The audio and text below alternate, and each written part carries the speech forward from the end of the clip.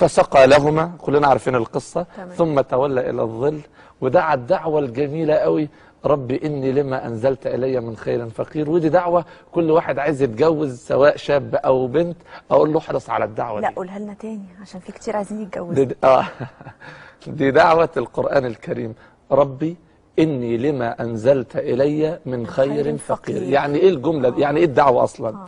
إحنا عندنا في اللغة العربية العمد تقدم. يعني إيه؟ أما أجي أقول شرب محمد اللبن، الفاعل عمدة في الكلام فيجي الأول، والمفعول والحال والتمييز كل ده يجي في الآخر. لكن في الآية الكريمة هو المفروض يقول إيه؟ يا ربي أنا فقير للخير الذي عندك، يعني محتاج الخير اللي عندك، يعني محتاج أتجوز وأسكن وأكل وأشرب.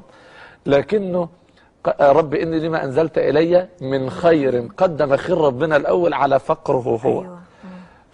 فجاءته إحداهما تمشي على استحياء، لأن جمال المرأة في حيائها. تمام.